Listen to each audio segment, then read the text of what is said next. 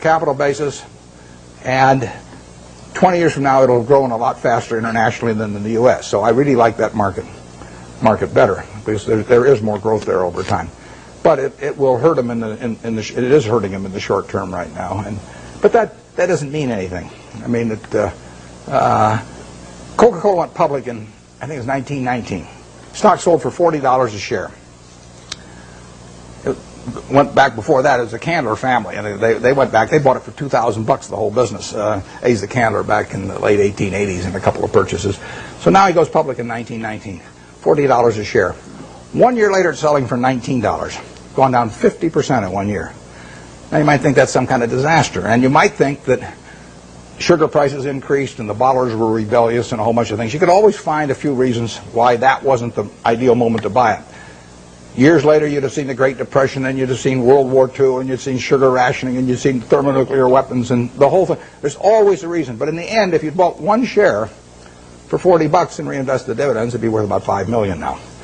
And that factor so overrides anything else. I mean, if you're right about the business, you'll make a lot of money. And the timing part of it is a very tricky thing. So I don't worry about any given event if I've got a wonderful business, what it does to next year or something of the sort.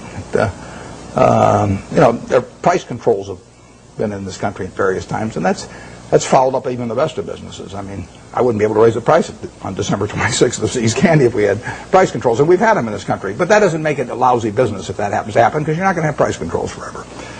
We had them in the early 70s. So the wonderful business, you can figure out what will happen. You can't figure out when it will happen. You don't want to focus too much on when. You want to focus on what. If you're right about what, you don't have to worry about when very much. Is there an area I'm missing back there any place? Or I just want to make sure I'm not focusing all of them on one place. Let me get this gentleman over here. Most human mistakes, but the most successful those will learn lessons from those mistakes and use them to benefit themselves later. What investment mistakes have you made or that you feel that you made, and how have you used those lessons? The question is about my business mistakes. How much time do you have? Well, the interesting thing about the mistakes is that in investments, at least for me and for my partner Charlie Munger, the biggest mistakes have not been mistakes of commission, they've been mistakes of omission. They're where we knew enough about the business to do something, and for one reason or another, we sat there sucking our thumbs instead of doing something. And so we've passed up things where we could have made billions and billions of dollars from things we understood. Forget about things we don't understand. In fact, I could make billions out of Microsoft. Doesn't mean anything because I never understand Microsoft. But if I can make billions out of healthcare stocks, then I should make it, and I didn't. When the Clinton healthcare program was proposed and they all went in the tank, we should have made a ton of money out of that because I could understand it. I didn't make it. I should have made a ton of money out of Fannie Mae back in the mid-'80s because I understood it and I didn't do it. Those are billion-dollar mistakes or multi-billion-dollar mistakes that generally accepted accounting principles don't pick up. The mistakes you see, we made I made a mistake buying U.S. Air Preferred some years ago. I mean, I had a lot of money around. I make mistakes when I get cash. Charlie tells me to go to a bar instead. Don't hang around the office. But I hang around the office and I got money in my pocket. I do something dumb. And it happens every time. So I bought this thing. Nobody made me buy it. I now have a 800 number I call every time I think about buying stock in an airline, and they talk me down. They say, I say, well, I'm Warren, I'm an airaholic, and then the guy says, keep talking, don't hang up, don't do anything rash. And finally, I get over it. But I bought it, and it looked like we were going to lose all our money in that, and we came very close to losing all our money, and you can say we deserved to lose all our money. And we bought it because it was an attractive security, but it was not in an attractive business. I did the same thing with Solomon. I bought an attractive security in a business that I wouldn't have bought the equity in. So you can say that that's one form of mistake, buying something because you like the terms when you don't like the business that well. And I've done that in the past and probably do it again. The bigger mistakes, though, are the ones of omission. I did back when I had the $10,000. I put $2,000 of it into a Sinclair service station, which I lost. So my opportunity cost on that's about $6 billion right now. Fairly big mistake. Yeah. It makes me feel good when Berkshire goes down then, because the cost of my Sinclair station goes down too. My 20% opportunity cost. But I will say this. You talk about learning from mistakes. I really believe it's better to learn from other people's mistakes as much as possible. But we don't spend any time looking back at Berkshire. I've got a partner, Charlie Munger. We've been pals for 40 years. We've never had an argument.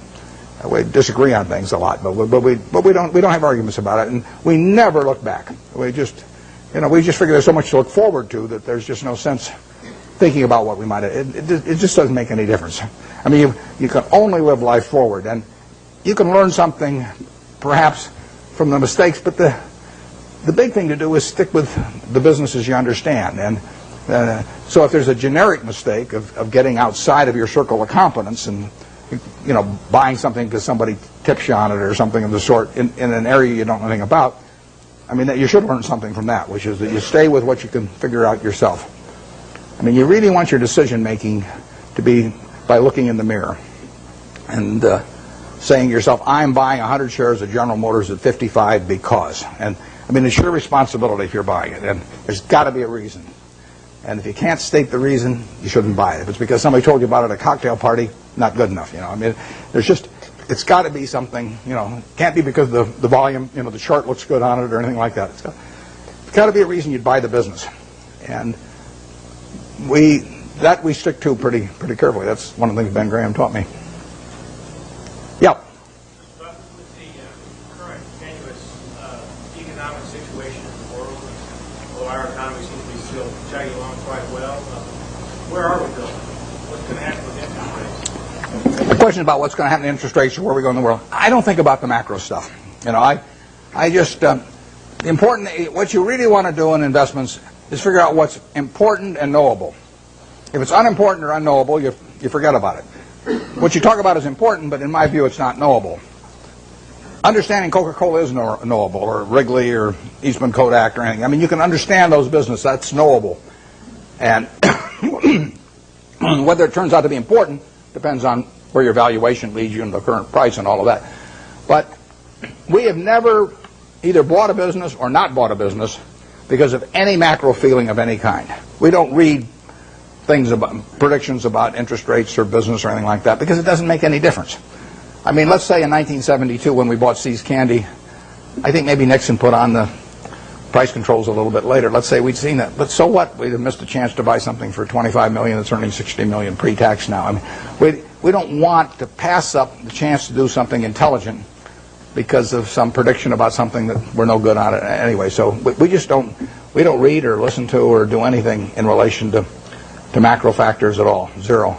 And the typical investment counseling organization goes out and they bring out their economists, they trot them out, and he gives you this big macro picture, and then they start working from there on down. In our view, that's nonsense. And if Alan Greenspan was on one side of me and Bob Rubin on the other side, they were both whispering in my ear exactly what they're going to do the next 12 months. It wouldn't make any difference to me in what I pay for Executive Jet or General Reinsurance or anything else I do.